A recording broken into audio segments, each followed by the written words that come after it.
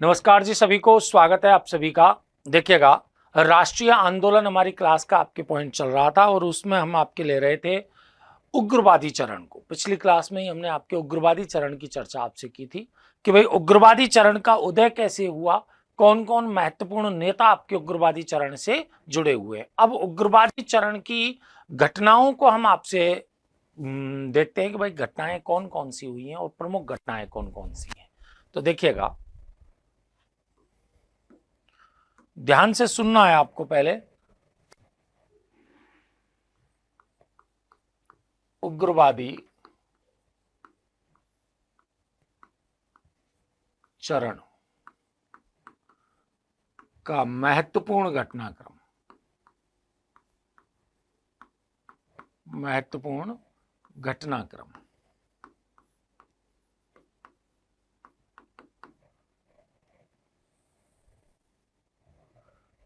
ये याद रखिएगा कि आप लोगों का बोझ कम करने के लिए महत्वपूर्ण लिख रहा हूं मैं। बाकी आपके घटनाक्रम हम छोटे से छोटा करेंगे, सारे घटनाक्रमों को करेंगे। बस आपके दिमाग में ये रहना चाहिए कि भाई ये महत्वपूर्ण घटनाक्रम है हमारे। ठीक है, अब देखिए, इन सभी आपके उग्रवादी चरण की शुरुआत या हम देखेंगे भाई उग्रवादी चरण के आरंभ होने में उत्प्रेरक का काम मुख्य रूप से आपके किसके द्वारा किया जाता है कि बंगाल विभाजन की घटना के द्वारा किया जाता है। अब दिमाग में हमारे प्रश्न ये उठता है कि भाई बंगाल का विभाजन किया तो क्यों किया, ऐसी क्या स्थिति थी बंगाल की। ठीक है, अब बंगाल की स्थिति को हम देखें कि भाई बंगाल कैसा था।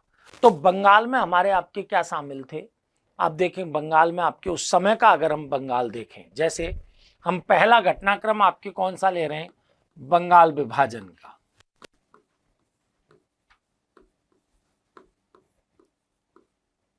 विभाजन बंग भंग को ले रहे हैं।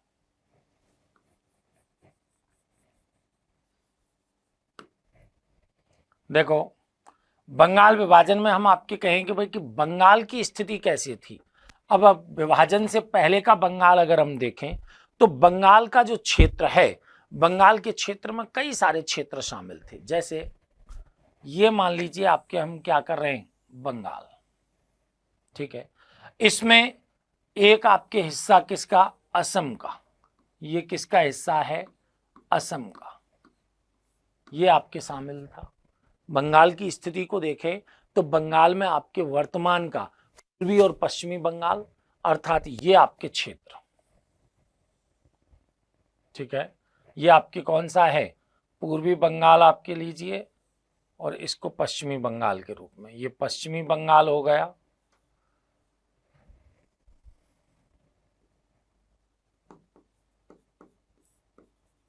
और ये कौन सा हो गया है, पूर्वी बंगाल। उल्टा लिख रहे हैं हम।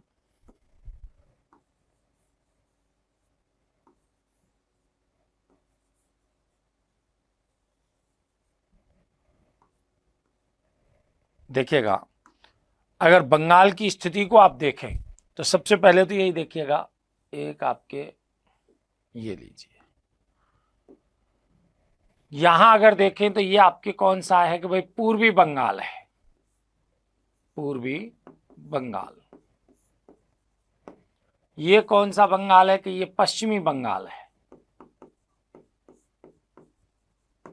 ये कौन सा क्षेत्र है कि बिहार का क्षेत्र है। ये कौन सा क्षेत्र है कि भाई उड़ीसा का क्षेत्र है, उड़ीसा का क्षेत्र है। ठीक है, ये आपके स्थिति किसकी थी, आसाम की स्थिति थी। इसमें आपके बंगाल यानी जो बांग्लादेश प्लस आपके आज का जो बंगाल है वो। ठीक है, साथ में आपके कौन सा, बिहार का, उड़ीसा का और आसाम का क्षेत्र शामिल था। लेकिन हुआ क्या कि 1874 ईस्वी में, 1874 ईस्वी में आसाम का जो क्षेत्र है उसको इससे अलग कर दिया जाता है।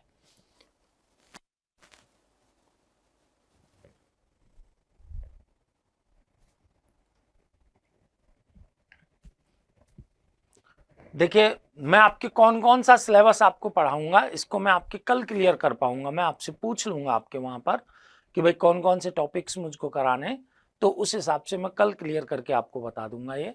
आज तो मेरी भी जानकारी में नहीं है, हालांकि आपके नेशनल मूवमेंट तो हम पूरा करेंगे ही करेंगे, ठीक है ना। तो मैं कल आपके इसको और ज्यादा क्लियर कर पाऊंगा आपसे, ठीक है। अब यहां पर पहले आप यहां फोकस कीजिए कि हम कह रहे हैं भाई बंगाल का विभाजन किया। अब दिमाग में पहला प्रश्न ऐसा आता है कि भाई बंगाल ऐसा ऐसा था कैसा जिसके विभाजन की आवश्यकता पड़ी। तो उस समय के बंगाल में देखें तो आसाम है, पूर्वी बंगाल है, पश्चिमी बंगाल है, बिहार है, उड़ीसा का क्षेत्र है, ये सब शामिल थे। लेकिन 1874 ईस्वी में आसाम को बंगाल से पृथक कर दिया गया था। ये जो आपके हिस्सा है ना, ये 1874 ईस्वी में पृथक कर दिया गया, ईस्वी में पृथक कर दिया गया। फिर भी आपके एक काफी बड़ा क्षेत्र इसका बच रहा था। आसाम के क्षेत्र को अलग कर दिया गया, फिर भी एक काफी बड़ा क्षेत्र आपके यहां पर बचा हुआ था बंगाल का, ठीक है। तो कर्जन जो आपके इस समय वायसराय थे, ठीक है, कर्जन ने आपके क्या कहा, देखिए ये विभाजन से पूर्व बंगाल है, विभाजन से पूर्व बंगाल, ठीक है। अब कर्जन जो आपके इस समय वायसराय थे, उन्होंने आपके देखा कि भाई बंगाल इतना बड़ा प्रांत है कि यहां पर प्रशासनिक व्यवस्था या प्रशासनिक पुनर्व्यवस्थापन जो है वो आवश्यक है। प्रशासनिक आपके सिस्टम को मजबूत करने में यहां कठिनाइयां हैं, ठीक है।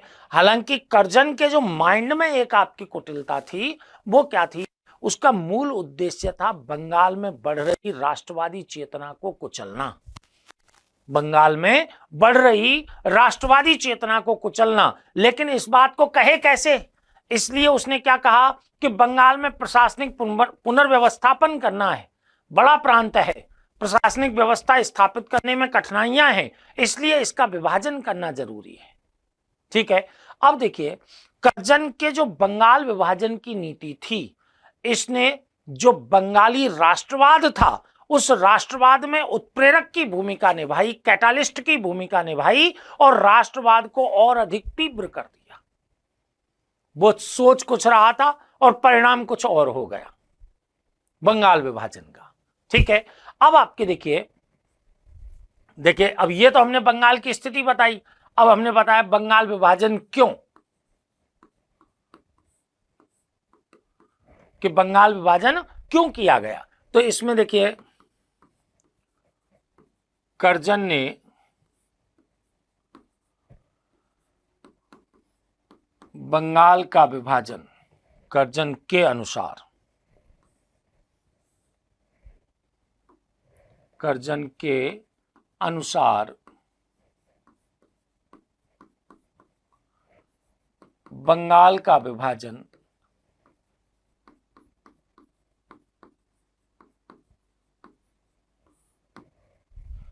प्रशासनिक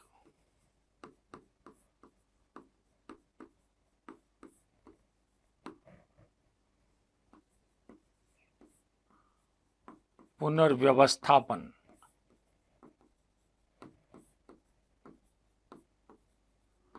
के उद्देश्य से आवश्यक था।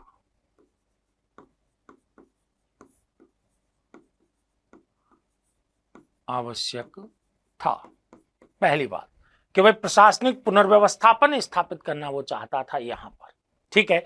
दूसरी बात आपके देखिएगा, दूसरा कारण, कर्जन बंगाल की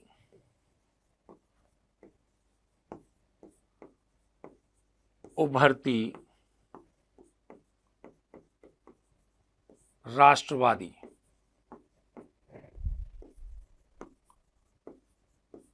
चेतना को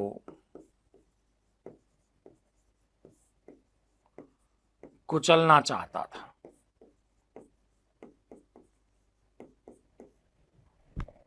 ठीक है।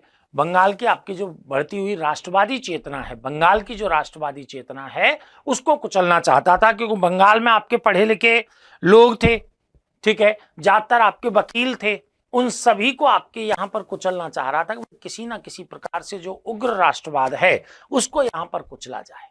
ठीक है, लेकिन इसने आपके कैटालिस्ट का काम किया, उत्प्रेरक का काम किया और आपके बंगाली राष्ट्रवाद को और ज्यादा उग्र कर दिया। ठीक है, यहां आपके इस चीज को जानना आवश्यक है। देखिए, इस समय के बंगाल में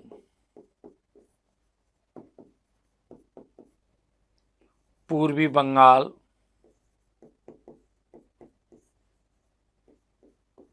पश्चिमी बंगाल,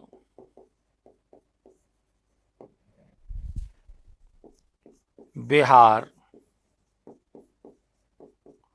प्लस उड़ीसा का क्षेत्र शामिल था। आसाम का क्षेत्र शामिल नहीं मानना है, शामिल था। आसाम का क्षेत्र शामिल क्यों नहीं मानना है? क्योंकि 1874 ईस्वी में आसाम को पहले ही अलग कर दिया गया था, हमने बता दिया है। 1874 में आपके बंगाल से किसको अलग कर दिया गया था? आसाम को अलग कर दिया गया था, इसलिए आपके यहां पर आसाम को बताने की आवश्यकता नहीं है। ठीक है, प्लान आपके क्या था? ठीक है, कि भाई कि ऐसा है तो प्लान आपके बनाया होगा कि हम कैसे आपके राष्ट्रवाद की भावना को कुचलेंगे, इसके लिए बंगाल का विभाजन किस तरह से किया जाए। ठीक है ना, तो बंगाल का विभाजन इस प्रकार से किया जाए कि जो उभरती हुई राष्ट्रवाद की भावना है वो वहीं की वहीं झाग की तरह बैठ जाए। इसके लिए इन्होंने क्या कहा कि जो नवगठित बंगाल होगा, ठीक है, जिसे हम आधुनिक पश्चिम बंगाल आपके बोल रहे हैं, उसमें आपके पश्चिमी बंगाल का क्षेत्र, बिहार और उड़ीसा का क्षेत्र ये ले लेंगे। ठीक है, इसकी राजधानी क्या बना देंगे हम? कलकत्ता बना देंगे, राजधानी कलकत्ता। यहां होगा क्या? यहां पर जो बंगाली हिंदू हैं वो भाषाई अल्पसंख्यक हो जाएंगे, ये उड़िया बोलेंगे, ये भोजपुरी बोलेंगे। ठीक है ना, तो इससे क्या होगा? बंगाली हिंदू हैं वो भाषाई रूप से अल्पसंख्यक हो जाएंगे। एक आपके पूर्वी बंगाल, और पूर्वी बंगाल में आपके असम के क्षेत्र को भी शामिल हम कर देंगे। किसको शामिल कर देंगे इसमें? आपके देखिए, मैं अलग अलग तरीके से बताऊं इसको। एक में तो क्या शामिल हो जाएगा? ये पूरा इलाका, ठीक है, ये पूरा क्षेत्र शामिल। ठीक है, दूसरे में आपके क्या शामिल हो जाएगा? दूसरे में शामिल हो जाएगा आपके ये इलाका, ये पूरा क्षेत्र। ठीक है, तो यहां क्या होगा कि यहां पर जो आपके बंगाली हिंदू हैं वो भाषाई रूप से अल्पसंख्यक हो जाएंगे, और यहां पर क्या होगा कि ये धार्मिक रूप से अल्पसंख्यक हो जाएंगे। और जैसे ही अल्पसंख्यक होंगे, इसकी राजधानी आपकी क्या बना देंगे हम? ढाका बना देंगे। तो जैसे ही ये अल्पसंख्यक होंगे वो आपके बिल्कुल बांग्लादेश का हिस्सा आपके पूरा आपके यहां पर शामिल है। ये बांग्लादेश ही है, जो पूर्वी बंगाल जिसको हम बोल रहे हैं ना, वो बांग्लादेश के रूप में है। इसमें असम को और मिलाना था। ठीक है, तो देखिए,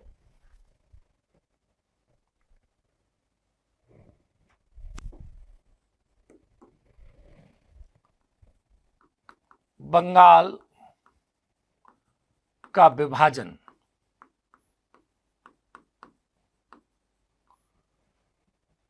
की योजना आपके कैसे है कि भाई दो हिस्से हम बनाएंगे इसके। एक आपके क्या होगा, ये जो आपके बंगाल होगा जिसको कि हम आपके नवगठित बंगाल के रूप में हम देख रहे हैं, नवगठित बंगाल या नवगठित आपके जो आधुनिक पश्चिम बंगाल है, ठीक है ना, इसमें आपके क्या होंगे? एक हिस्से में पश्चिमी बंगाल प्लस उड़ीसा प्लस बिहार, इस सब की राजधानी क्या बना देंगे हम? राजधानी बन जाएगी कलकत्ता। कलकत्ता राजधानी हो जाएगी। यहां क्या होगा? बंगाली हिंदू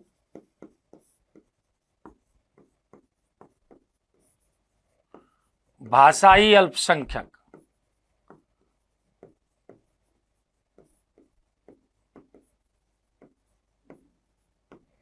हो जाएंगे। ये उसकी कूटनीति थी,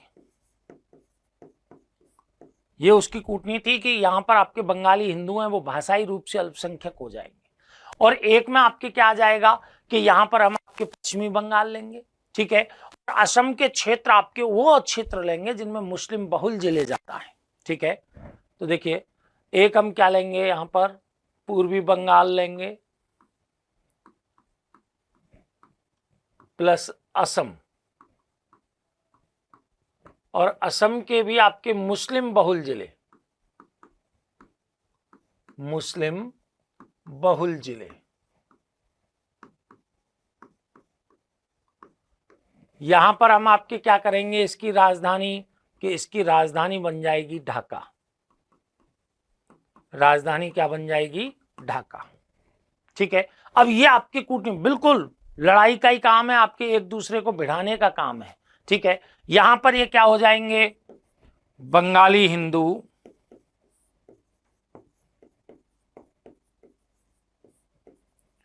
धार्मिक अल्पसंख्यक हो जाएंगे,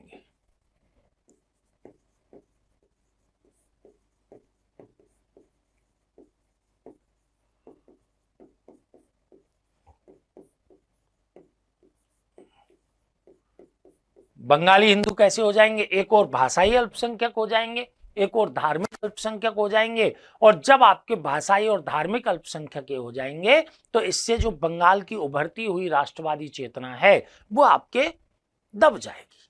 ये आपके कर्जन की खुद की सोच थी, इसका कोई आपके इलाज नहीं था। अब लेकिन हुआ क्या, देखो बंगाल का विभाजन तो हुआ है 1905 में, लेकिन बंगाल विभाजन की योजना का खुलासा दिसंबर 1903 में ही हो चुका था, दिसंबर 1903 में हो चुका था। तो देखिएगा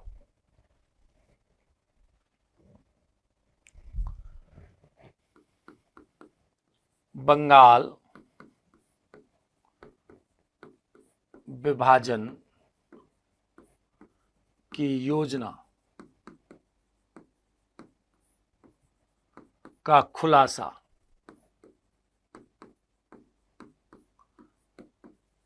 दिसंबर 1903 में हो चुका था, ठीक है। योजना का भंडाफोड़ तो आपके दिसंबर में ही हो गया था 1903 में, ठीक है। लेकिन हुआ क्या, अब इससे भंडाफोड़, ऐसे तो आपकी योजनाओं के भंडाफोड़ होते ही रहते हैं कि भाई कि ये आ रहा है, वो आ रहा है, कब आ रहा है, कैसे आ रहा है, इसकी जानकारी नहीं होती जब तक आपके औपचारिक घोषणा किसी बढ़िया चैनल के थ्रू ना हो, ठीक है। तो यहां इसकी औपचारिक घोषणा,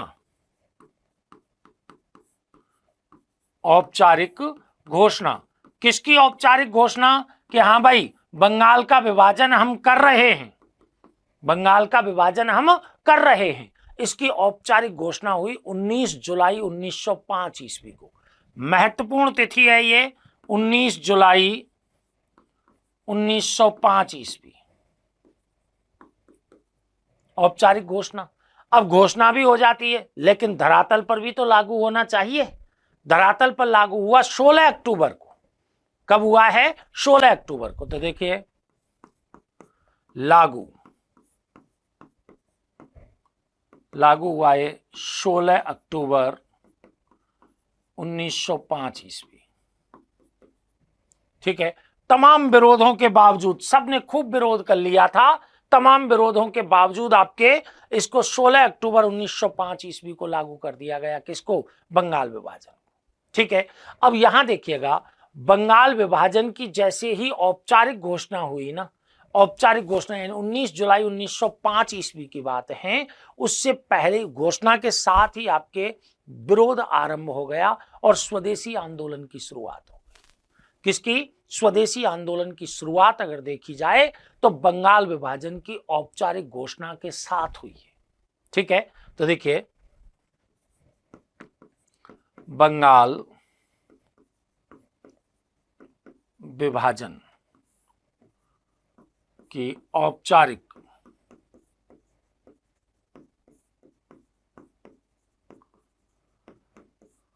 घोषणा के साथ, औपचारिक घोषणा के साथ विरोध आरंभ हुआ।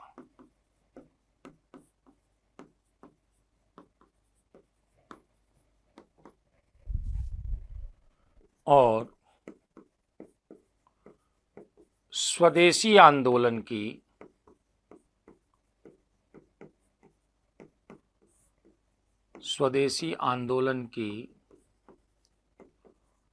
शुरुआत हुई।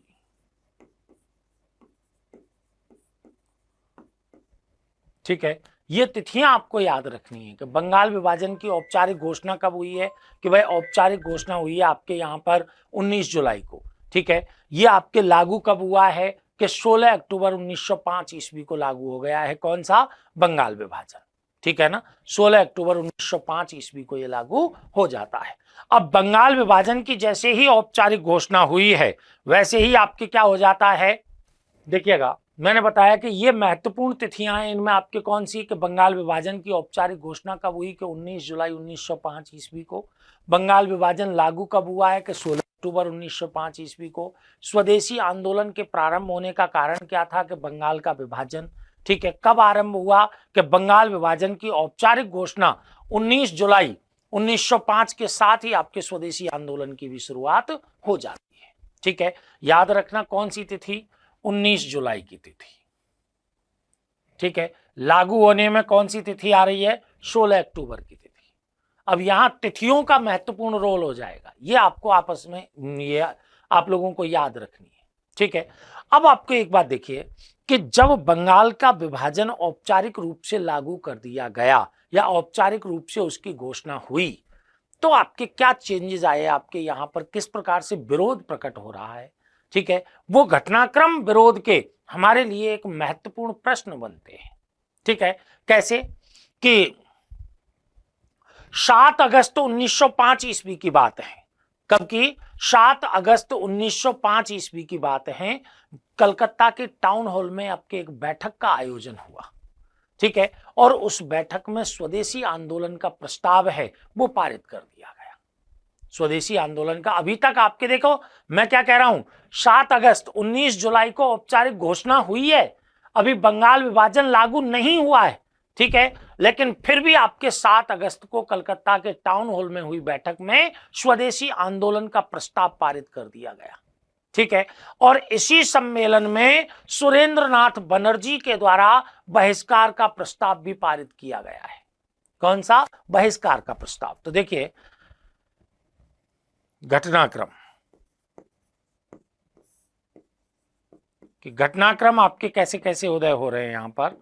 नंबर 1, 7 अगस्त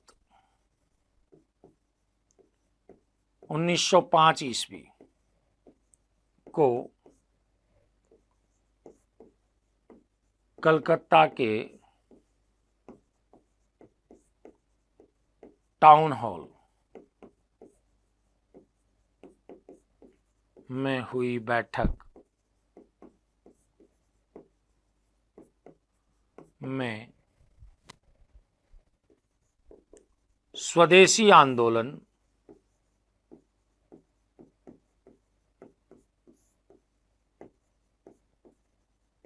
का प्रस्ताव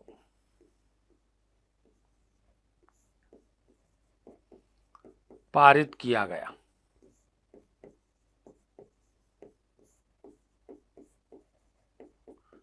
एवं इसी समय किसने? सुरेंद्रनाथ बनर्जी ने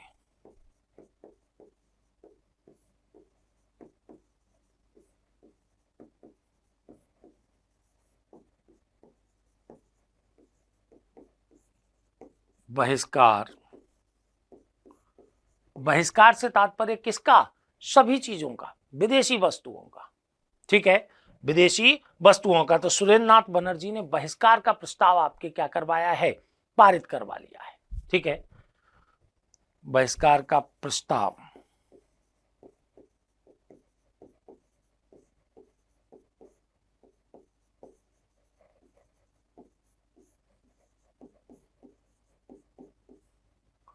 बहिष्कार का प्रस्ताव पारित करवाया है। ठीक है, तो देखिए घटनाक्रम में क्या आ रहा है कि 7 अगस्त 1905 ईस्वी को कलकत्ता के टाउन हॉल में जो बैठक हुई उसमें आपके स्वदेशी आंदोलन का प्रस्ताव है उसको पारित कर दिया गया।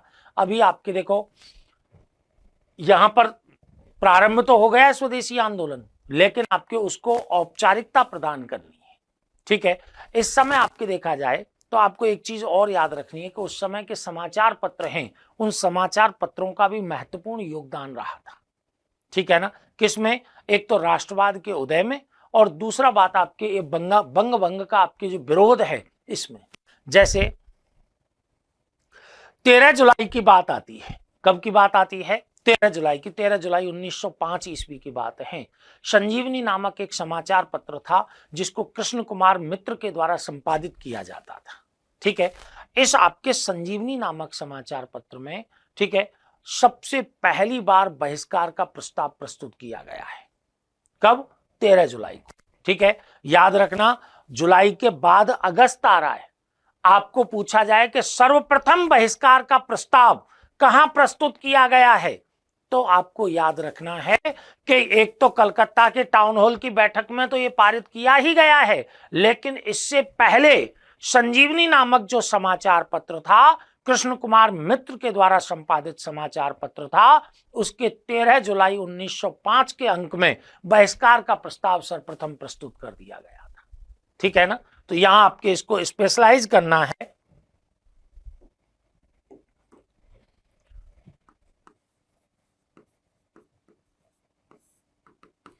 देखिए, संजीवनी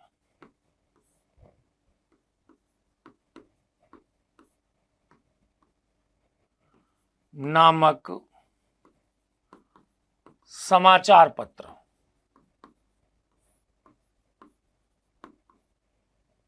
संपादक कौन रहे हैं इसके? कृष्ण कुमार मित्र।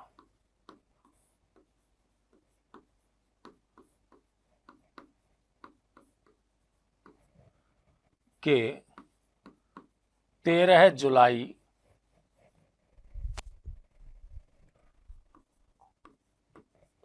1905 ईस्वी के अंक में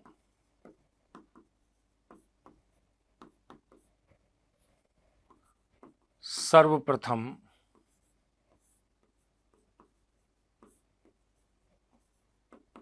बहिष्कार का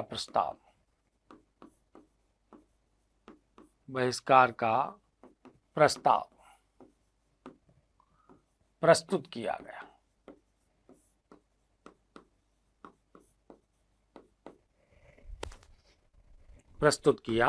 है। ठीक है, याद हो जाना चाहिए बंगाल विभाजन, क्योंकि प्री और मेंस दोनों के लिए आपके बड़ा महत्वपूर्ण है। ठीक है, दोनों के लिए बड़ा महत्वपूर्ण है।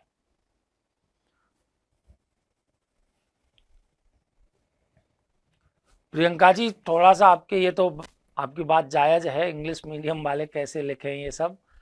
समस्या आपकी क्या है कि थोड़ा सा मेरा हाथ भी तंग है, और जैसे ही मैं इंग्लिश बोलने लग जाता हूँ तो आपके जबान भी तंग हो जाती है।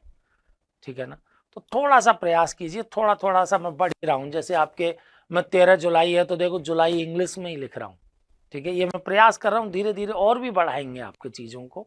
ठीक है, जैसे महीने तो सारे के सारे अंग्रेजी में लिखूंगा मैं, और अभी इसमें टर्मिनोलॉजी जैसी आपकी कोई चीज़ नहीं है, तो लैंग्वेज के आधार पर आप इसको क्या है अपने सेंटेंस के रूप में कन्वर्ट कर सकते हैं।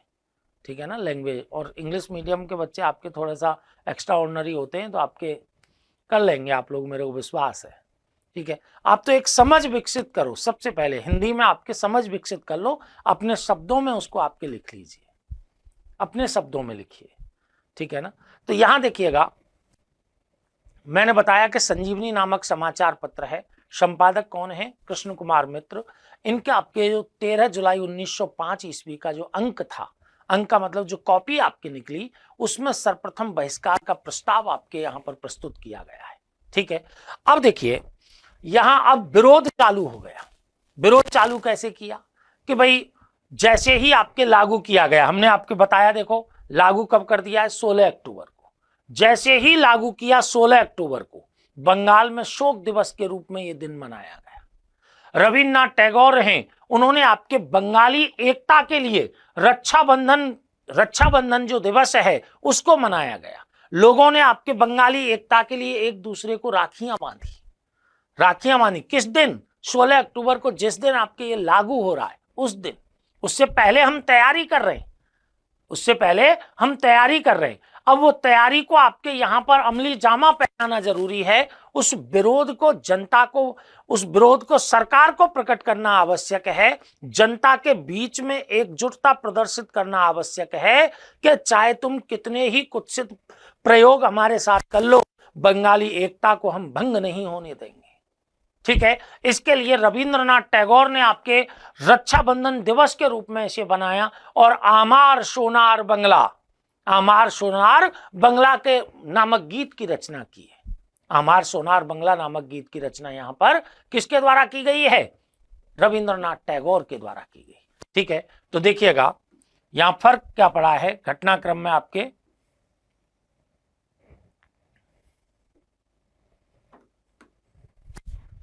दूसरा आपके घटनाक्रम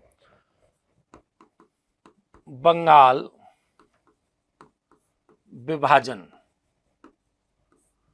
के लागू होने के दिन, यानी कि कब? 16 अक्टूबर को दिन बंगाल में शोक दिवस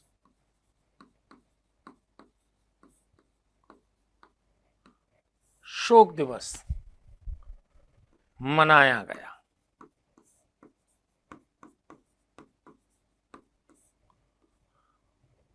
रविंद्रनाथ टैगोर ने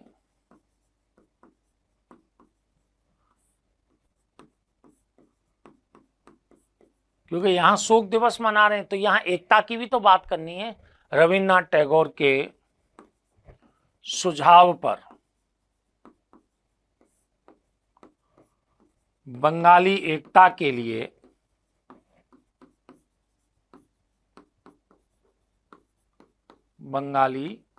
के लिए रक्षाबंधन दिवस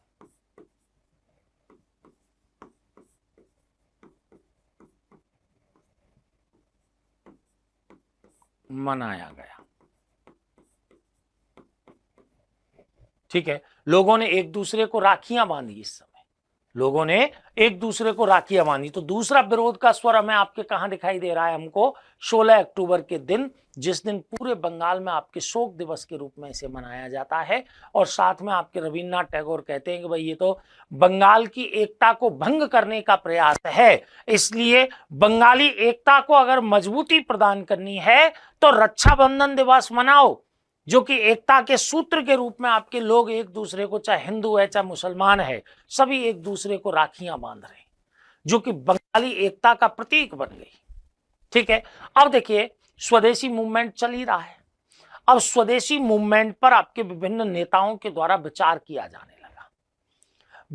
जाने लगा। 1905 का समय निकल गया।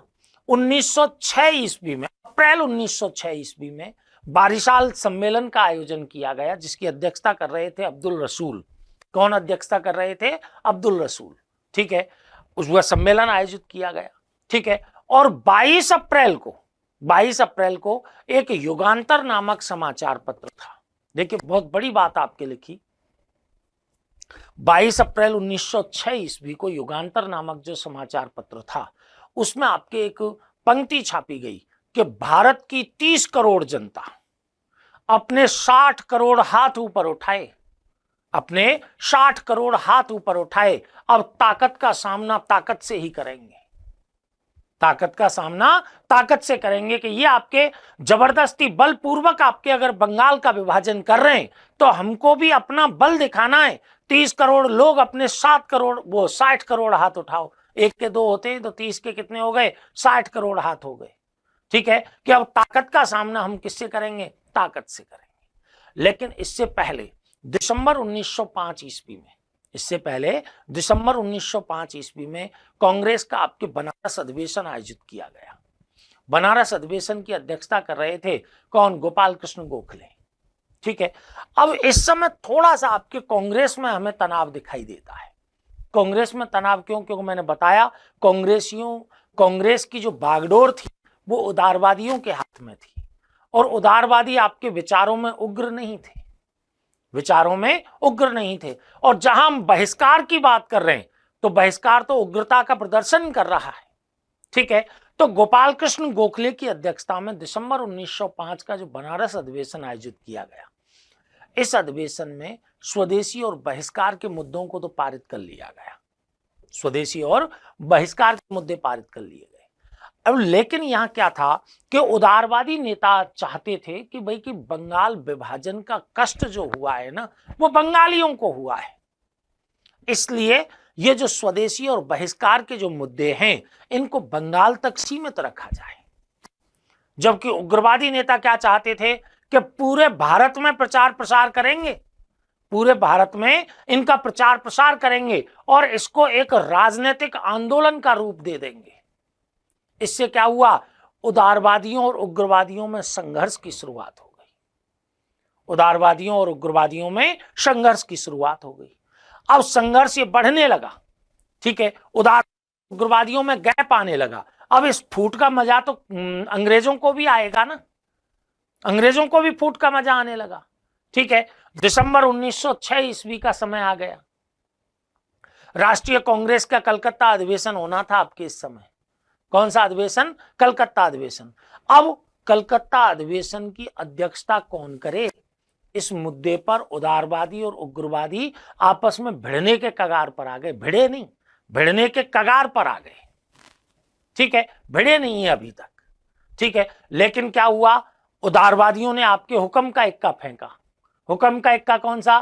कि भाई दादा भाई नौरोजी को अध्यक्ष बना दो, grand old man of India हैं, इनका तो कोई विरोध करेगा ही नहीं। जैसे दादा भाई नौरोजी आपके अध्यक्ष चुने गए, वैसे जो विरोध है वो शांत हो गया, शांत हो गया। लेकिन उग्रवादी नेता हैं इस सम्मेलन में स्वदेशी, स्वराज्य, राष्ट्रीय शिक्षा, स्वशासन ऐसे प्रस्ताव तो पारित कराने में सफल हो ही गए। ठीक है ना, ऐसे प्रस्ताव पारित कराने में सफल हो जाते हैं कौन? उग्रवादी नेता। इसका मतलब क्या हुआ कि उदारवादी और उग्रवादियों में या नरमपंथी और गर्मपंथियों में खिंचाव आने लग गया। किस मुद्दे पर? बंग भंग के मुद्दे पर, स्वदेशी आंदोलन के मुद्दे पर। एक तो कह रहे हैं कि भाई बंगालियों को दुख हुआ है तो बंगालियों को आपके करने दो बहिष्कार, इनको करने दो स्वदेशी मूवमेंट का प्रचार प्रसार। और एक क्या कह रहे हैं कि एक राजनीतिक आंदोलन का रूप दो इसे और पूरे भारत में प्रचार प्रसार करो। ठीक है, तो विरोध तो होना ही था। ठीक है, तो हम उसी चीज को आपके यहां पर पहले तो मैं देखिए इसकी बात करते हैं, किसकी? युगांतर नामक पत्र की। एक तो स्वदेशी आंदोलन पर विचार करने के लिए अप्रैल 1906 ईस्वी में अब्दुल रसूल की अध्यक्षता में बारिशाल सम्मेलन का आयोजन किया गया। तो देखिए स्वदेशी, हालांकि बाद में है ये, पहले लिख देते हैं, आंदोलन पर विचार करने के लिए अप्रैल 1906 ईस्वी में बारिशाल में, ईस्वी में बारिशाल सम्मेलन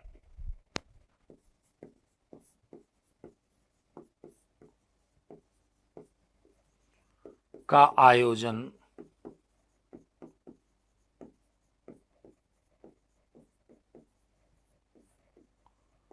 अब्दुल रसूल की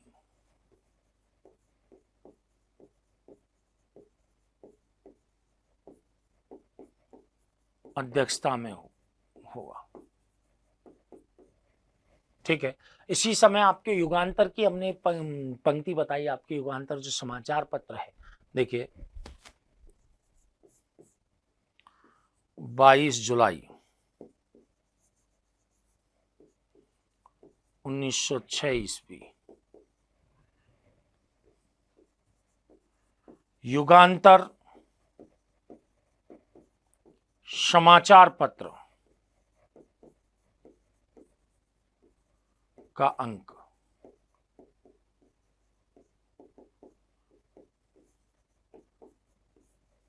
भारत की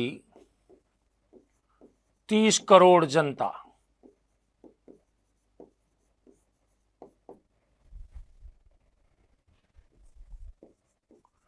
अपने 60 करोड़ हाथ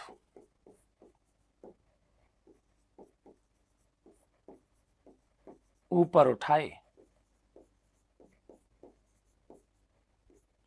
अब ताकत का मुकाबला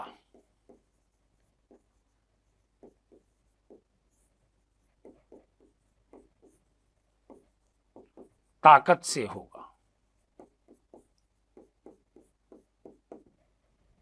स्टेटमेंट देख रहे हैं आप, स्टेटमेंट में ही आपके उग्रता नजर आ रही है, बोलने में ही उग्रता नजर आ रही है कि भारत की 30 करोड़ जनता अपने 60 करोड़ हाथ ऊपर उठाए और ताकत का मुकाबला ताकत से करेंगे। ठीक, तो यहां पर क्या है, इसका मतलब उग्रवादी चरण आपके अपनी ऊर्जा में आने लग गया है, उग्रवादी चरण अपनी ऊर्जा में आने लग गया है इस समय। ठीक है, फिर हमने आपके कांग्रेस के अधिवेशनों की बात की कि भाई कांग्रेस क्या रोल प्ले कर रही है इस समय। ठीक है, तो यहां देखो,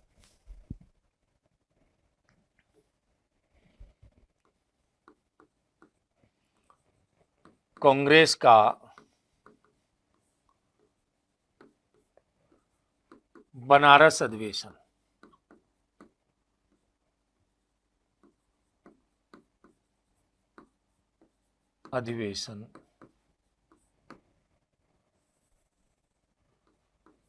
दिसंबर 1905,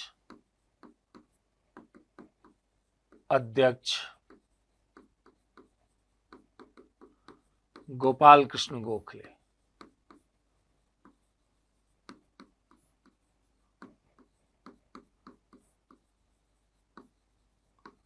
अध्यक्ष कौन बने हैं? गोपाल कृष्ण गोखले। अब इस सम्मेलन में हो क्या रहा था?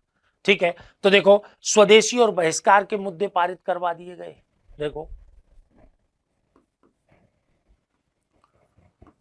इस अधिवेशन में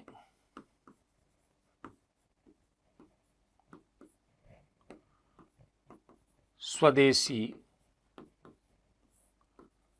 और बहिष्कार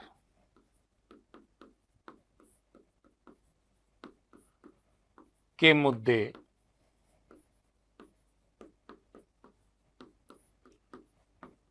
पारित किए गए। ठीक है, याद रखना, डायरेक्ट प्रश्न बनता है कि कांग्रेस के किस अधिवेशन में स्वदेशी और बहिष्कार के मुद्दों को पारित किया गया।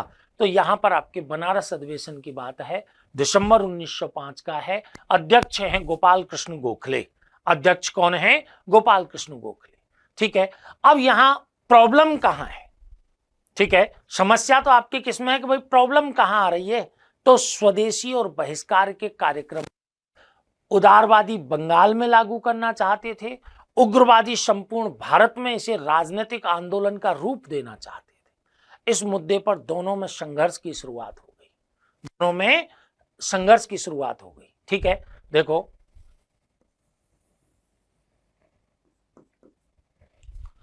स्वदेशी व बहिष्कार के मुद्दे को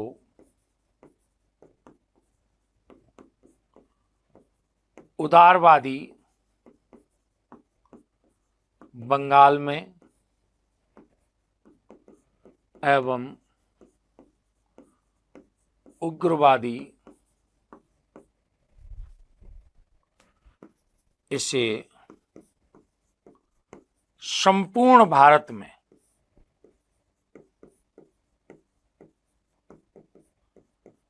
एक राजनैतिक आंदोलन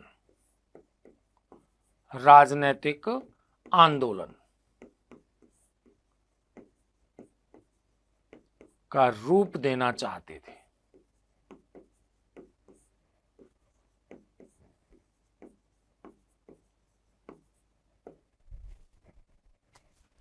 इस कारण उदारवादियों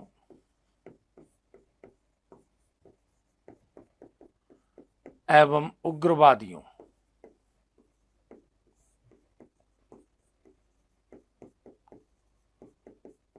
में संघर्ष की शुरुआत हुई।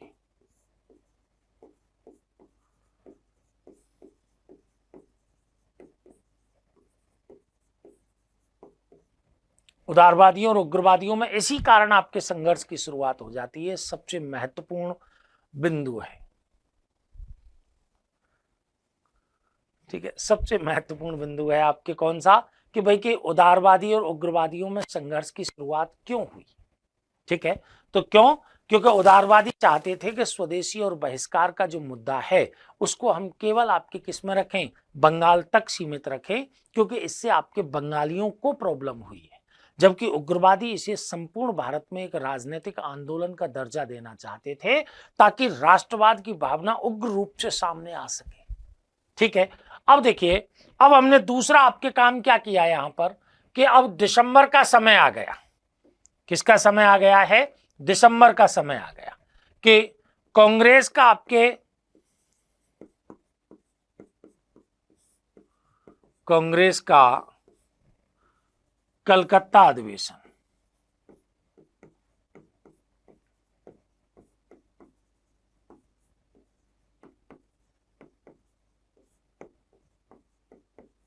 दिसंबर 1906 ईस्वी,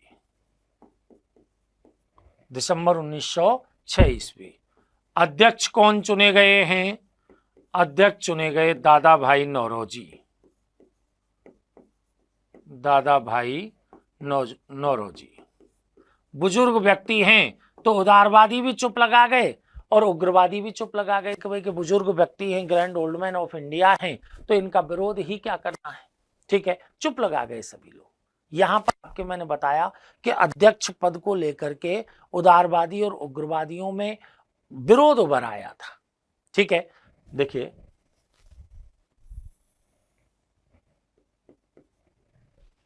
इस समय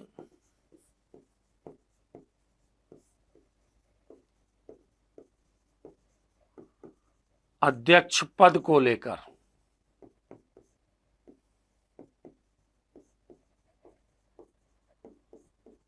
उदारवादियों व उग्रवादियों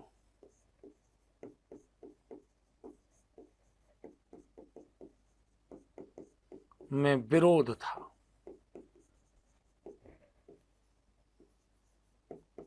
लेकिन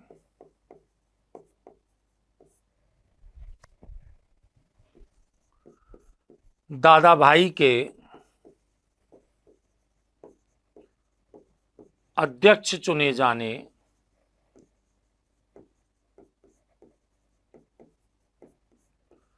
पर उस समय के लिए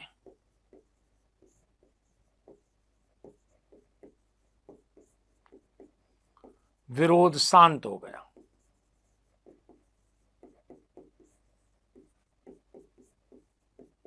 उस समय विशेष के लिए विरोध शांत हो गया। कौन से समय विशेष के लिए, जिस समय आपके उदारवादी और उग्रवादी आपस में बहस करने को उतारू हैं कि भाई इस मौके पर तो चलो दादा भाई नौरोजी आ गए, अगली बार देख लेंगे इनको, ये सोच करके आपके वो चुप लगा गए। ठीक है, लेकिन इसमें हुआ क्या, इस सम्मेलन में जो उग्रवादी नेता हैं उन्होंने मनमाफिक प्रस्ताव तो फिर भी पारित करा लिए। स्वदेशी का, स्वराज्य का, राष्ट्रीय शिक्षा का, स्वशासन का, ऐसे प्रस्ताव पारित करा लिए। ठीक है, देखिए इस अधिवेशन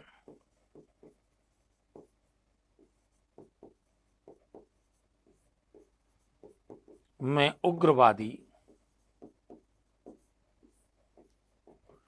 स्वदेशी,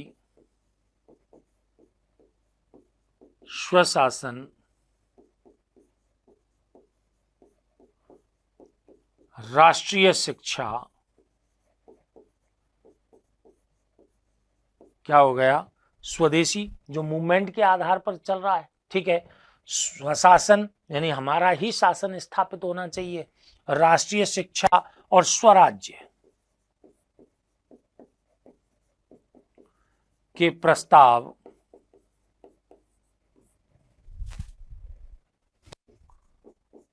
पारित कराने में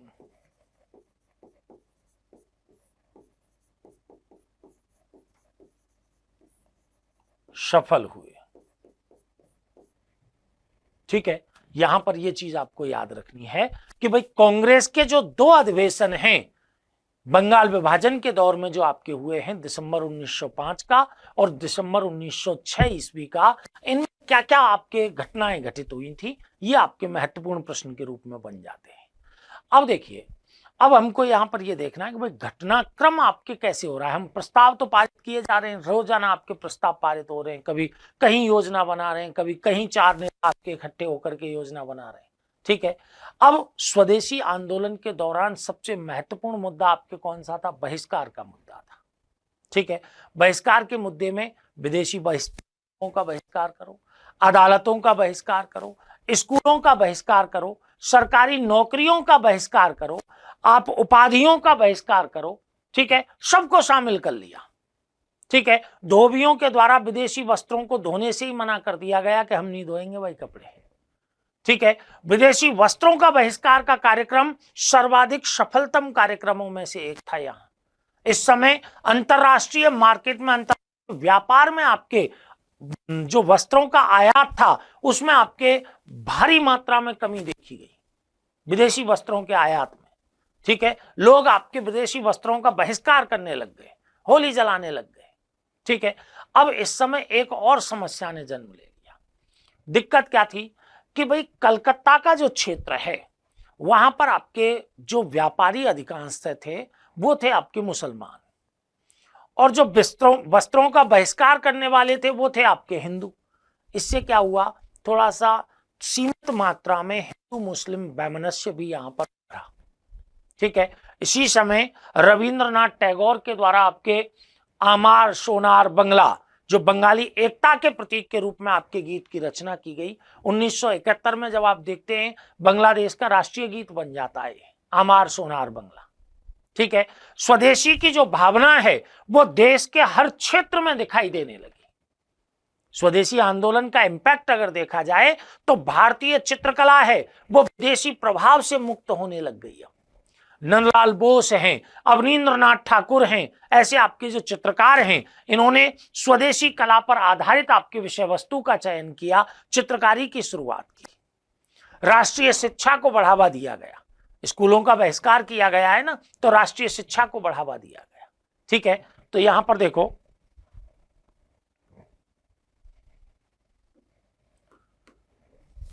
अगर हम यहां देखें बहिष्कार का मुद्दा,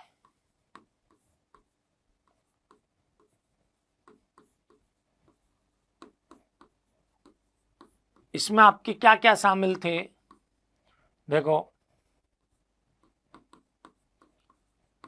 विदेशी वस्त्रों का बहिष्कार,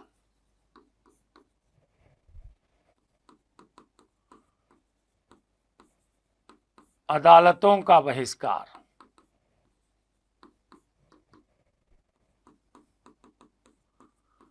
स्कूलों का बहिष्कार,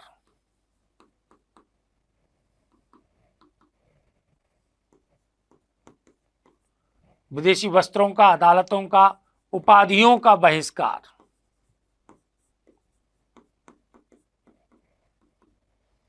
ये आपकी चीजें किसमें शामिल थी? बहिष्कार के मुद्दे में शामिल थी, ठीक है। और आपके लिख सकते हैं सरकारी नौकरियों का बहिष्कार,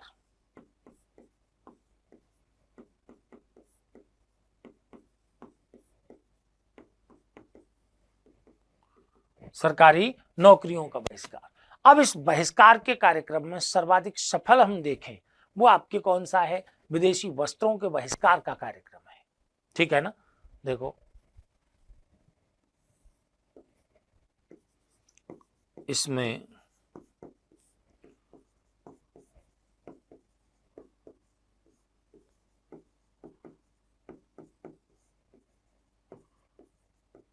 के बहिष्कार का कार्यक्रम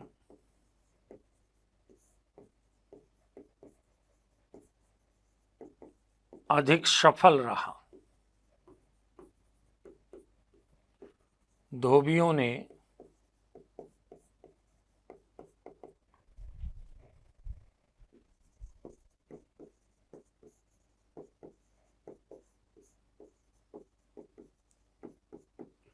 विदेशी वस्त्रों को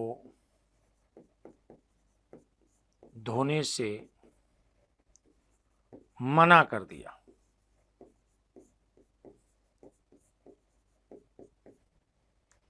ये तो अंग्रेज तो बॉस थे, हम पे ही अपने कपड़े धुलवाते थे। जब हम कपड़े ही नहीं धोएंगे तो देखला कितने दिन गंदे कपड़े पहनते हैं। आप देखिए, एक आगे एक टॉपिक आएगा हमारा असहयोग आंदोलन का। असहयोग आंदोलन के समय गांधी जी ने आपकी एक बात कही थी कि अगर असहयोग आंदोलन के जो कार्यक्रम है उनको भली भांति आपके लागू किया गया, अच्छी प्रकार से लागू किया गया, तो देख लेना एक साल में स्वतंत्रता दिला दूंगा। मैं कह रहा हूं कि अगर असहयोग आंदोलन के जो कार्यक्रम हैं जो गांधी जी द्वारा दिए गए थे, अगर उनको 2 महीने भी ढंग से लागू कर देते हैं ना, 2 महीने, वो तो 1 साल की कह रहे हैं, 2 महीने भी आपके लागू हो जाते वो सही प्रकार से, तो हम स्वतंत्र हो जाते उसी समय। और कोई रीजन नहीं था। लेकिन आपको पता है पूर्ण असहयोग संभव नहीं है। इसी कारण तो हमारे असहयोग आंदोलन की सफलता पर क्वेश्चन मार्क लग गया था कि सब लोग असहयोग करें, यह संभव ही नहीं है। अगर सब लोग असहयोग कर दें कि धोबी कपड़ा धोना बंद कर दें, रसोईया खाना बनाना बंद कर दें, पूर्ण रूप से असहयोग करो, नौकरियों पे मत जाओ, सरकारी नौकरी पे, तो वो तो आए ही कितनी से थे, तीसरे दिन ही बिस्तर पैक करने पड़ जाते अगर सब असहयोग करें तो। लेकिन पूर्ण असहयोग संभव नहीं है। वही आप यहां देख रहे हो। ठीक है, यहां बहिष्कार का मुद्दा है, लेकिन सारे लोग बहिष्कार नहीं कर रहे हैं। यह भी तो एक प्रॉब्लम है। दूसरी बात आपके देखो, विदेशी वस्त्रों के बहिष्कार ने एक सीमा तक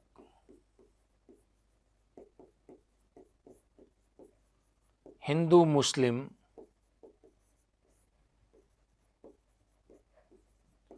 वैमनस्य को बढ़ाया।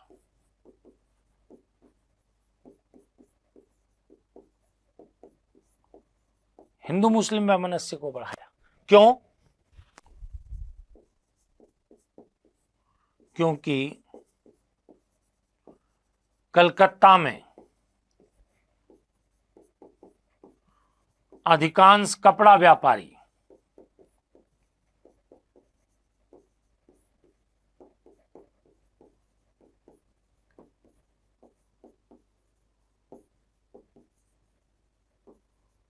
मुस्लिम थे।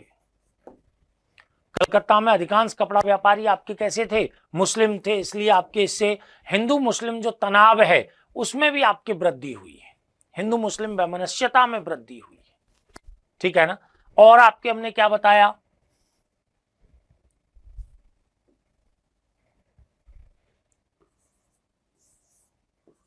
इस समय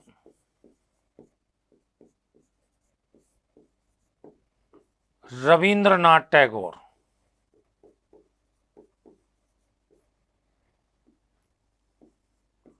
टैगोर ने बंगाली एकता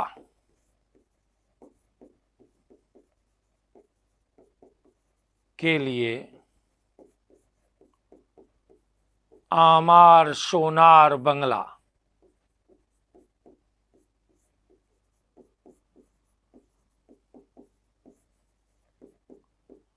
नामक गीत लिखा।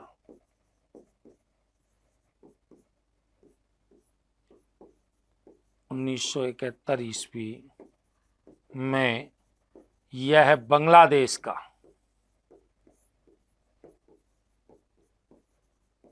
राष्ट्रीय गीत बना है।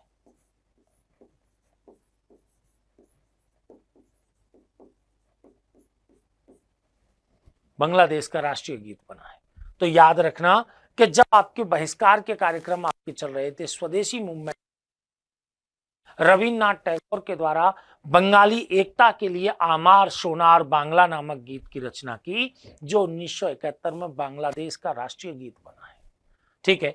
अब इस समय मैंने बताया कि चित्रकला के क्षेत्र में भी आपके कार्य हुए। चित्रकला ने स्वयं को विदेशी प्रभाव से मुक्त कर लिया, जिसमें नंदलाल बोस और अवनींद्रनाथ टैगोर का योगदान रहा। ठीक है, तो देखिएगा,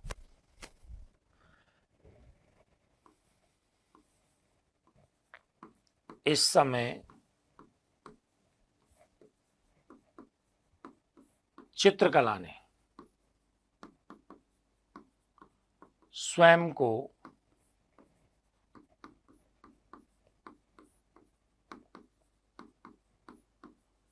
विदेशी प्रभाव से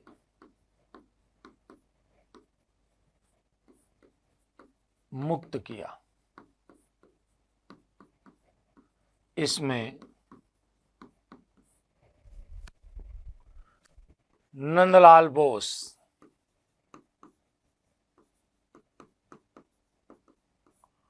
व अवनींद्रनाथ ठाकुर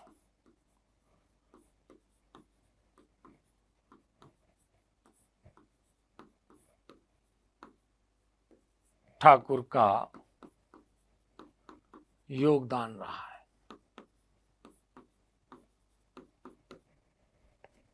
चित्रकला ने स्वयं को विदेशी प्रभाव से मुक्त किया। ये आपके प्रभाव आ रहे हैं, अब स्वदेशी आंदोलन के इम्पैक्ट हैं। ठीक है, राष्ट्रीय शिक्षा को प्रोत्साहन देने के लिए 1906 में गुरुदास बनर्जी के नेतृत्व में राष्ट्रीय शिक्षा परिषद की स्थापना की गई। कलकत्ता में बंगाल जो नेशनल कॉलेज है उसकी भी स्थापना हुई है और अरविंदो घोष को आपके उसका प्रिंसिपल बना दिया गया। ठीक है,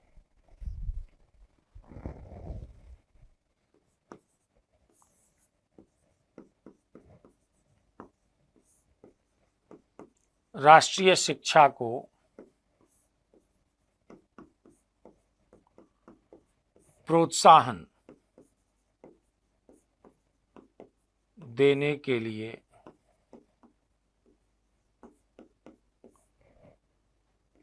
1906 ईस्वी में गुरुदास बनर्जी,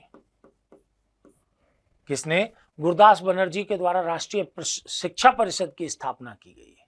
ठीक है, गुरुदास बनर्जी के नेतृत्व में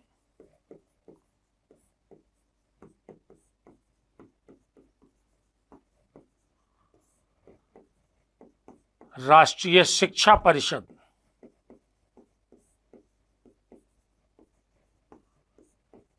की स्थापना की गई।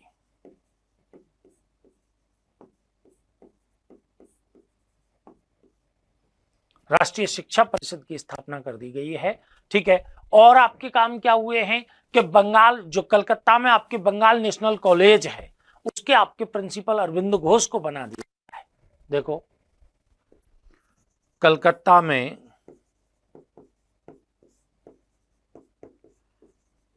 बंगाल नेशनल कॉलेज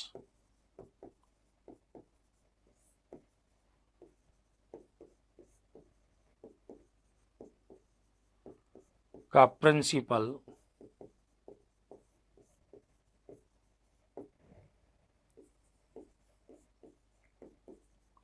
अरविंद घोष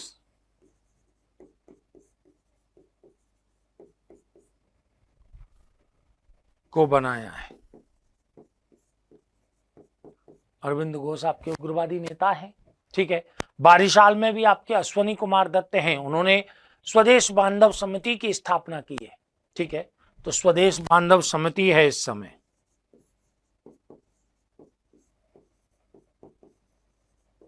बांधव समिति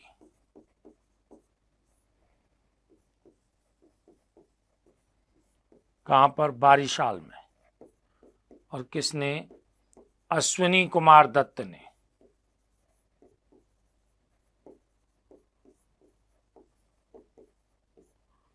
अश्विनी कुमार दत्त के द्वारा स्वदेश बांधव समिति की स्थापना कर दी गई है। काफी पूछे गए प्रश्न हैं ये। बंगाल नेशनल कॉलेज की बात करें, हम स्वदेश बांधव समिति की स्थापना की बात करें, हम आपके राष्ट्रीय शिक्षा परिषद की स्थापना की बात करें, ये आपके पूछे हुए प्रश्नों में से एक माने जाते हैं। इसी प्रकार हम देखें कि साइंस के क्षेत्र में भी आप देखें ना, तो इसी समय आपके क्या हुआ है कि पीसी रे हैं, या पीसी राय जिनको हम बोल रहे हैं, पीसी राय के द्वारा कलकत्ता में केमिकल फैक्ट्री की स्थापना की गई है। ठीक है, तो देखो अगला हम आपके इसी में बिंदु ले लेते हैं।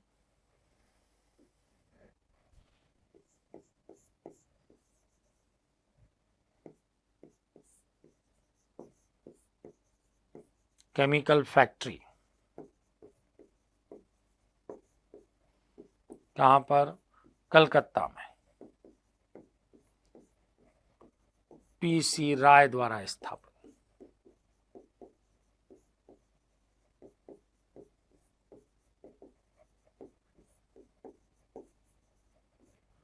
ये आपके कार्य चल रहे थे किसके तहत? स्वदेशी आंदोलन के तहत। ठीक है, अब हुआ क्या? अब आपको ये देखना है कि स्वदेशी आंदोलन के दौरान या स्वदेशी आंदोलन का आपके सामाजिक आधार देखा जाए। ठीक है, क्योंकि मैंने बताया बहिष्कार स्वदेशी के जो मामले हैं ये पूरा देश तो अपना ही नहीं रहा है, तो सामाजिक रूप से आपके सामाजिक आधार को अगर इसको देखें तो आपके एक तो इसका सामाजिक आधार अधिक विस्तृत नहीं हो पाया। क्यों नहीं हो पाया? क्योंकि मैंने बताया था कि अभी राष्ट्रीय कांग्रेस का ही सामाजिक आधार अधिक विस्तृत नहीं है। किसान हैं वो स्वदेशी आंदोलन से अलग बने रहे। ठीक है, उल्टे आपके ढाका में 1906 में सांप्रदायिक दंगे और भड़क गए। ढाका में 1906 ईस्वी में सांप्रदायिक दंगे भड़क उठे। ठीक है, तो देखिए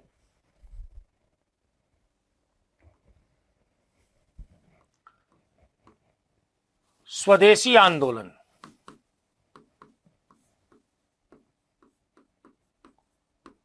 ये कमी देख सकते हैं हम कि भाई स्वदेशी मूवमेंट में आपके क्या कमी रही। ठीक है ना, स्वदेशी आंदोलन का सामाजिक आधार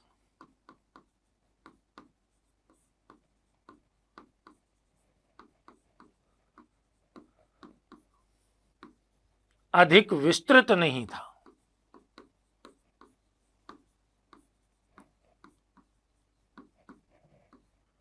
किसान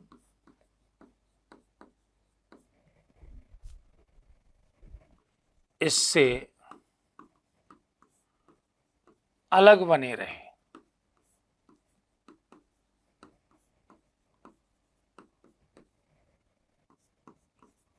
उन्नीस सौ 6 ईस्वी में ढाका में सांप्रदायिक दंगे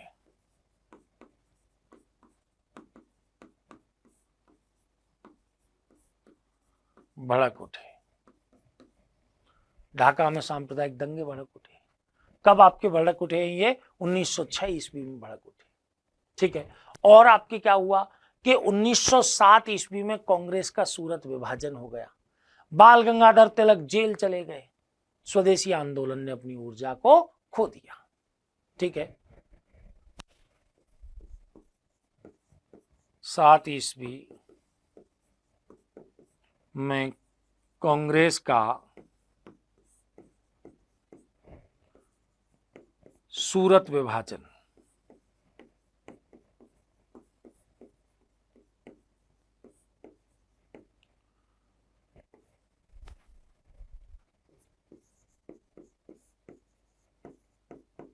बाल गंगाधर तिलक का जेल जाना।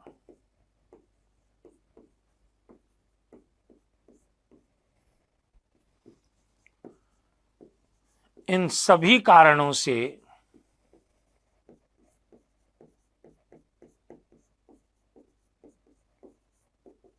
स्वदेशी आंदोलन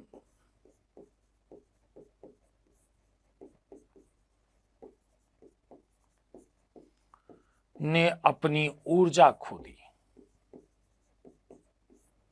अपनी ऊर्जा खो दी।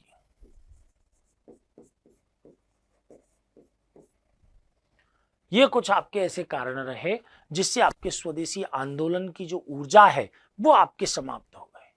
ठीक है, अब देखिए एक चीज हम यहां पर ये देख सकते हैं कि भाई इस आंदोलन का महत्व क्या रहा। ठीक है, इस आंदोलन का महत्व आपके इस बात में अधिक रहा कि इसने भारत की सोई हुई जो राष्ट्रीयता है ना, उस राष्ट्रीयता को जागृत करके राष्ट्रीय आंदोलन के आधार का निर्माण कर दिया है। याद रखिएगा, अगर इसका इंपॉर्टेंस अगर पूछी जाए, महत्व,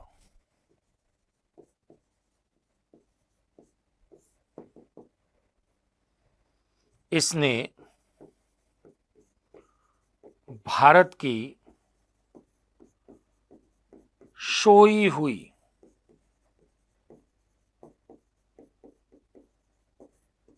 राष्ट्रीयता को जागृत कर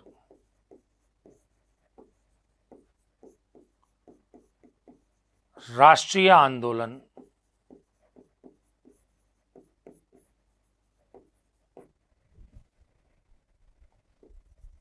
के आधार का निर्माण किया।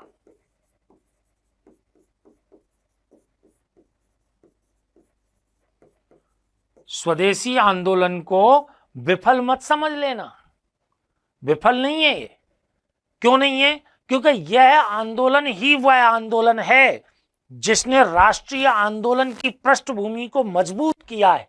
कांग्रेस का जो सामाजिक आधार है उसको और अधिक विस्तृत करने का काम किया है, जिस पर कालांतर में गांधी जी राष्ट्रीय आंदोलन का संचालन करेंगे। वो चीज महत्वपूर्ण है। यहां स्वदेशी मूवमेंट की क्रियाविधियों में नहीं जाना है। अब देखिए, ये आपके काफी बड़ा मूवमेंट हो गया है। इसको मैं आपके एक बार हल्का सा रिवाइज आपको कर रहा हूं, ठीक है, जिससे क्या है, रिमेमोराइज हो जाएगा आपके पूरा की पूरा। सुनिएगा,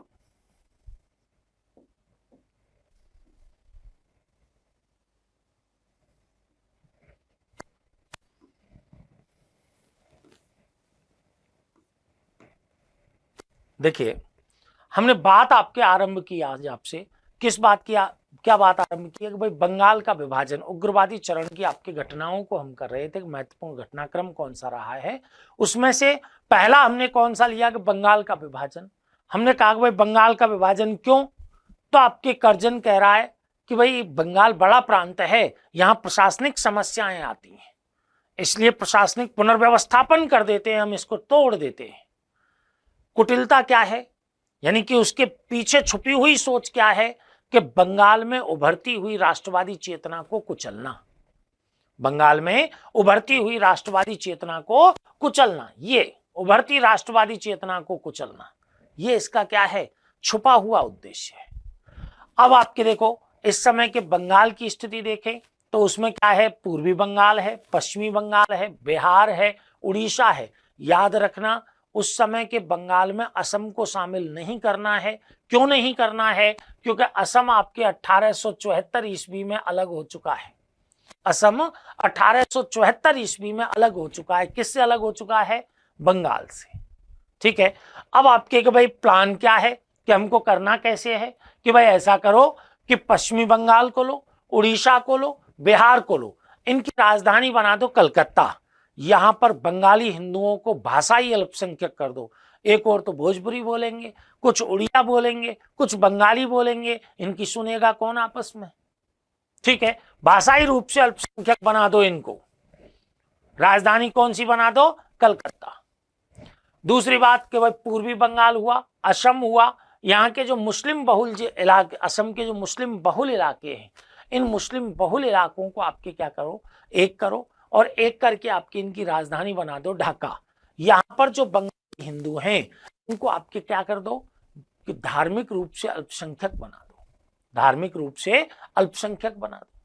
ये आपके बात कही इन्होंने। अब आपके ये क्या कह रहे हैं कि भाई हमने बताया कि बंगाल विभाजन है, ये आपके भारतीय राष्ट्रवाद का उत्प्रेरक है, ठीक है ना, कैटालिस्ट का काम कर रहा है, कैटालिस्ट का काम कर रहा है। ठीक है, तो आपके यहां बंगाली हिंदुओं को धार्मिक रूप से अल्पसंख्यक बना देना है। अब इसके लिए किया क्या गया कि भाई ऐसा है, एक तो बंगाल विभाजन की जो योजना है, इसकी योजना की पोल है, ये तो पहले ही खुल गई थी। पहले कब खुल गई कि 1903 में ही खुल गई थी भाई, ठीक है ना, 1903 में खुल गई थी। अब इस समय आपको एक बात याद रखनी है कि कुछ एक चीजें हैं जो आपके यहां पर आपको याद रखनी है। कैसे? कि पूर्वी बंगाल है, पूर्वी बंगाल के लेफ्टिनेंट गवर्नर थे उस समय आपके फुल्लर। कौन थे? फुल्लर। ठीक है, उनका, फुल्लर ने आपके मुसलमानों का अपनी चहेती पत्नी के रूप में उल्लेख किया था।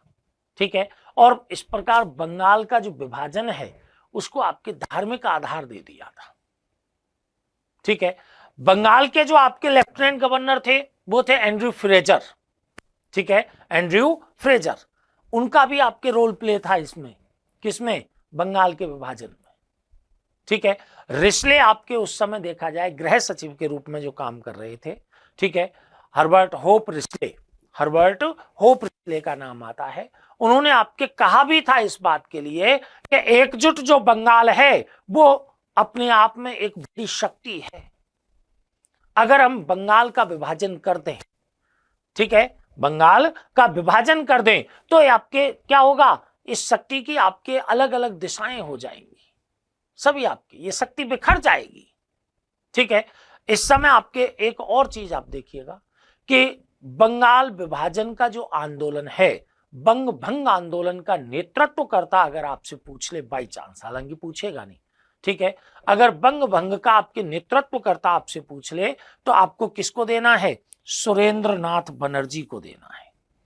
बंग भंग आंदोलन का नेता किसको देना है? सुरेंद्र नाथ बनर्जी को देना है। फिर हमने क्या बताया कि भाई 19 जुलाई को औपचारिक घोषणा हो गई। औपचारिक घोषणा कब हो गई है? 19 जुलाई को ही हो गई। लेकिन मैंने बताया इसकी पोल कब खुल गई थी? दिसंबर 1903 में ही खुल गई थी। ठीक है, 7 अगस्त को आपके मैंने बताया कि 7 अगस्त को कलकत्ता के टाउन हॉल में आपकी बैठक का आयोजन किया गया था ना, इसमें आपके स्वदेशी आंदोलन का प्रस्ताव पारित कर लिया था। ठीक है, अभी लागू नहीं हुआ है।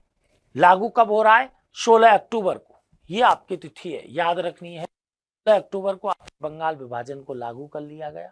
ठीक है, बंगाल विभाजन को जिस दिन लागू किया गया,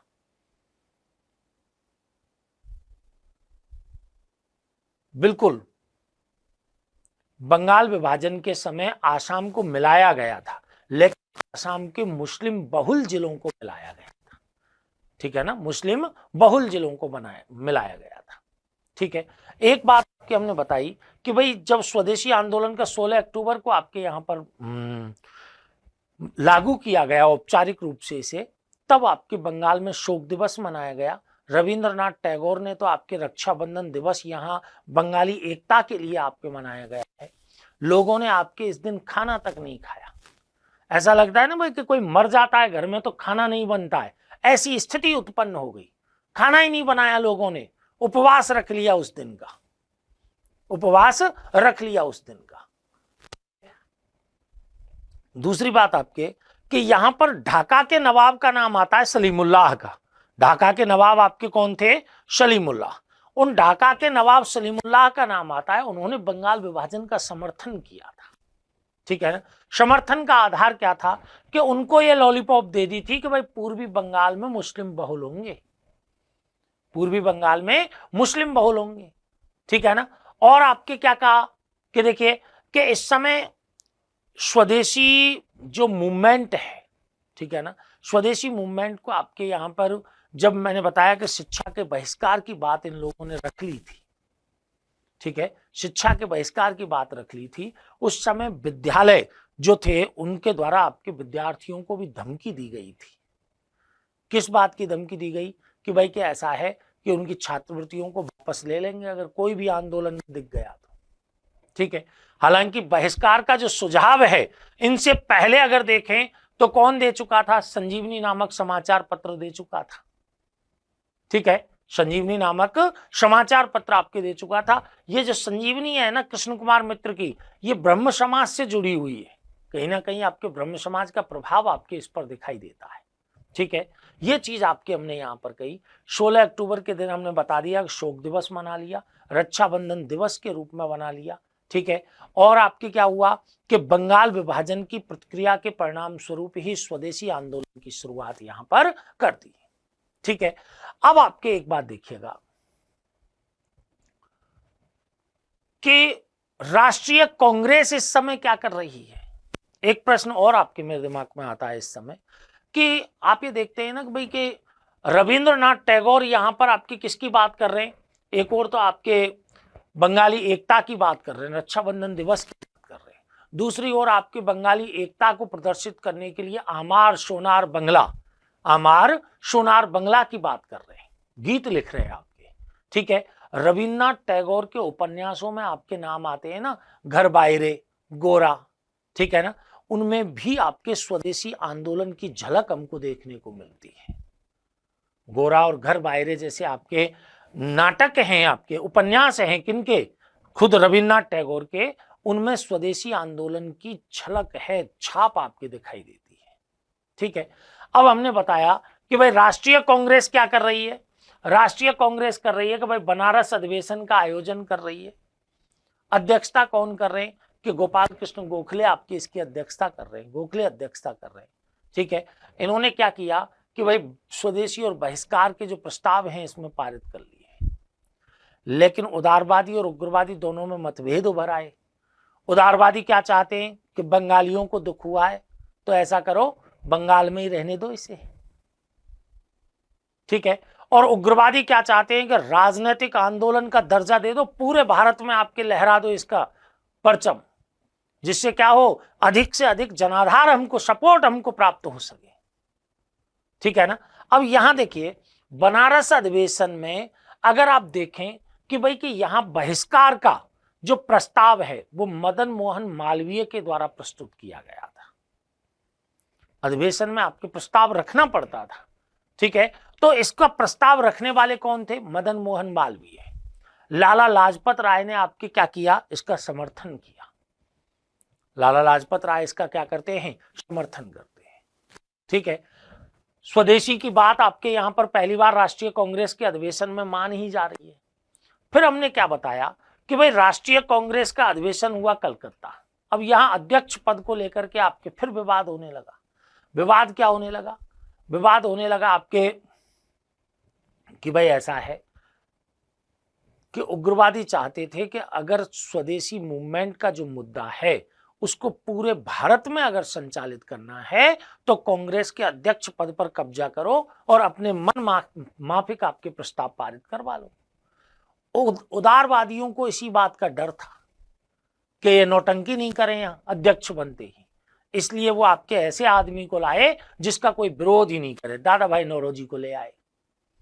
ठीक है, लेकिन चाहे दादा भाई नौरोजी आ गए लेकिन फिर भी उग्रवादियों ने क्या किया, स्वदेशी है, बहिष्कार है, स्वशासन है, राष्ट्रीय शिक्षा है, देखो स्वदेशी है, स्वशासन है, राष्ट्रीय शिक्षा है, स्वराज्य है, बहिष्कार है, इनके आपके जो प्रस्ताव हैं, ठीक है ना, स्वदेशी, स्वशासन, राष्ट्रीय शिक्षा और बहिष्कार, कौन सा लिखो, बहिष्कार। स्वदेशी हो गया, स्वशासन हो गया, राष्ट्रीय शिक्षा हो गया और आपकी क्या हो गया, बहिष्कार। ये चार प्रस्ताव हैं, ये पारित कर लिया आपके किसने, उग्रवादियों ने जोरदारी से पारित करवा दिए कि भाई तुम तो करो विरोध, हम तो पारित करेंगे। ठीक है, अब आपके देखो अब काम क्या होने लगे। बहिष्कार का मुद्दा क्या था, विदेशी वस्त्रों का बहिष्कार करो, अदालतों का करो, स्कूलों का करो, उपाधियों का करो, सरकारी नौकरियों का करो, जो भी कुछ है सबका बहिष्कार करो। मैंने बताया कि टोटल आपके बहिष्कार होना संभव नहीं है, सब लोग ऐसा नहीं करेंगे, सब लोग ऐसा नहीं करेंगे। ठीक है, तो इस समय आपके क्या है, विदेशी वस्त्रों का जो बहिष्कार का कार्यक्रम है वो सर्वाधिक सफल भी रहा है, लेकिन मैंने बताया इसमें आपके कुछ मात्रा में क्या हो गया था, कुछ मात्रा में आपके सांप्रदायिकता का भी आपके विद्वेष यानी सांप्रदायिक वैमनस्य है उसको भी बढ़ावा मिल गया था। रीजन आपके मैंने बता ही दिया कि कलकत्ता के अधिकांश व्यापारी तो थे मुसलमान और बहिष्कार करने वाले कौन थे, हिंदू। इस कारण थोड़ा सांप्रदायिकता का मामला यहां पर फैल गया।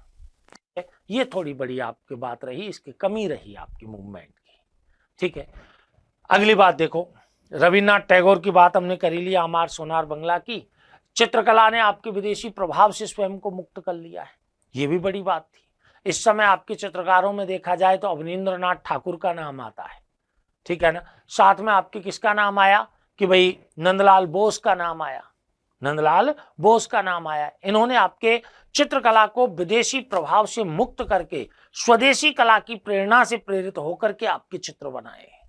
ठीक है, स्वदेशी कला से प्रेरित होकर के आपके चित्र बनाए। ये आपके महत्वपूर्ण बात रही इसमें। आप देखें ना, अवनींद्रनाथ टैगोर की हम जहां पे बात करते हैं, ये अवनींद्रनाथ ठाकुर, ठीक है, अवनींद्रनाथ ठाकुर की अगर हम बात करें तो इनका जो सबसे प्रसिद्ध चित्र था जो 1905 ईस्वी में इन्होंने बनाया था, वो आपके किसका है? वो है मदर इंडिया का, भारत माता का चित्र, भारत माता का चित्र है। पूछा जाता है एक भारत माता का चित्र स्वदेशी आंदोलन के दौरान किसने बनाया है? क्या अवनींद्रनाथ ठाकुर ने बनाया है। ठीक है, और आपके देखें कि इनके द्वारा आपके और चित्र कौन से बनाए गए कि बुद्ध और सुजाता का चित्र बनाया है। बुद्ध और सुजाता नाम की कन्या जिसके हाथ से खीर खा लेते हैं तपस्या काल के दौरान, उसका चित्र बनाया है। ठीक है, किसके हैं ये? अवनींद्रनाथ ठाकुर के चित्र हैं। ठीक है ना, अवनींद्रनाथ ठाकुर के चित्र हैं। दूसरी बात हम करें कि भाई कि चित्रकला विदेशी प्रभाव से स्वयं को मुक्त कर रही है। ठीक है ना, स्वदेशी प्रभाव से क्या कर रही है? मुक्त कर रही है। एक राष्ट्रीय शिक्षा की हमने बात की कि राष्ट्रीय शिक्षा को प्रोत्साहन देने के लिए गुरदास बनर्जी की अध्यक्षता में आपके राष्ट्रीय शिक्षा परिषद का गठन कर लिया गया है। किसकी अध्यक्षता में? गुरदास बनर्जी। कब? 1906 में। नेशनल कॉलेज के प्रिंसिपल अरविंदो घोष को बना दिया गया है। ठीक है ना, ये कुछ चीजें ऐसी हैं। स्वदेश बांधव समिति है, अश्वनी कुमार दत्त ने स्थापित कर दी। बंगाल केमिकल फैक्ट्री है, ये पीसी राय के द्वारा स्थापित कर दी गई, पीसी राय के द्वारा स्थापित कर दी गई। ये चीजें हमको यहां पर देखने को मिलती हैं। लेकिन हमने बताया कि भाई कमी कहां रह गई? जब इतना हम काम कर रहे थे तो फिर भी आपकी ऐसी क्या कमजोरी हमारी रह गई? तो उस कमजोरी में आपके देखिए, एक तो आपके सामाजिक आधार है वो अधिक विस्तृत नहीं था इसका। किसान स्वयं से आपके अलग बने रहे, किसानों ने कोई आपकी ज्यादा अपनी वो यहां पर सक्रिय भागीदारी नहीं दिखाई। ढाका में सांप्रदायिक दंगे आ गए, यहाँ पे कांग्रेस का सूरत विभाजन हो गया। हम चर्चा करेंगे, अगला बिंदु कांग्रेस का सूरत विभाजन ही लेंगे। बाल गंगाधर तिलक जैसे उग्रवादी नेता हैं जो आपके रीढ़ बने हुए थे इस पूरे मूवमेंट की, वो जेल चले गए। वो जेल गए तो आपके जो स्वदेशी मूवमेंट है, ये स्वदेशी मूवमेंट ने अपनी एनर्जी को खो दिया, एनर्जी को खो दिया। ठीक है, जब एनर्जी को खो दिया तो यहां पर हमने बताया कि स्वदेशी आंदोलन ने अपनी ऊर्जा को खो दिया, अपने आप ही समाप्त हो गया है। ठीक है ना, सरकार आपके एक तरह से ये कह लीजिए सरकार ने दमन कर दिया या अपने आप ही आपके समाप्त हो गया है। ठीक है, लेकिन इसने ऐसा क्या काम कर डाला कि इसने भारत के जो आपके सोई हुई राष्ट्रीयता की भावना है ना, उसको जागृत करके राष्ट्रीय आंदोलन के आधार का निर्माण कर दिया है। यह सबसे बड़ी बात है इसमें। अगर इस मुद्दे पर आप देखें ना तो एक विचार भी आपके यहां पर आता है, और विचार आपके क्या आता है? किसके? इसके आपके संदर्भ में जो स्वदेशी मूवमेंट हुआ है इसके संदर्भ में कि भाई हमने कि भाई इतने दिनों से अगर हम कोई कार्य कर रहे हैं, ठीक है ना, उसको इतनी उपलब्धियों को आपकी इतनी महत्ता हमारे लिए प्राप्त नहीं हुई है जितनी कि इस स्वदेशी मूवमेंट ने आपके यहाँ पर प्राप्त कर ली है। ठीक है, और ये बात आपके हम किसकी बात कर रहे हैं? अब्दुल रसूल की बात कर रहे हैं। अब्दुल रसूल है ना, आपके बारिशाल सम्मेलन की बात जब हमने की थी, ठीक है, तो उसमें आपके उन्होंने कहा भी था इस बात को कि भाई 50-60 वर्षों से हम आपकी जिस चीज को नहीं हासिल कर पा रहे उसको हमने पिछले 6 महीनों में आपके प्राप्त कर लिया है। और हमें यहां तक पहुंचाने का काम किसने किया है? कि बंगाल विभाजन ने किया है। इसीलिए तो बंगाल विभाजन को हमने कैटालिस्ट की श्रेणी में रखा है कि क्या है? ये उत्प्रेरक है जिसने सोई हुई राष्ट्रवादी जो भावना है उसको बूस्ट करने का काम किया है। ये हमारा आपके आज का टॉपिक रहा, बंगाल विभाजन। संभवतः आप लोगों की समझ में आ गया होगा कि बंगाल विभाजन क्यों हुआ, कैसे हुआ, क्या घटनाक्रम इसमें घटित हुए, क्या इसका महत्व रहा, क्या इसकी कमियां रही। सारे बिंदुओं पर हमने आपके फोकस आपके यहां करने का प्रयास किया है। ठीक है, नेक्स्ट क्लास में हम आपके अगले घटनाक्रम की ओर आपको लेकर के जाएंगे। तब तक के लिए धन्यवाद। शुभ रात्रि।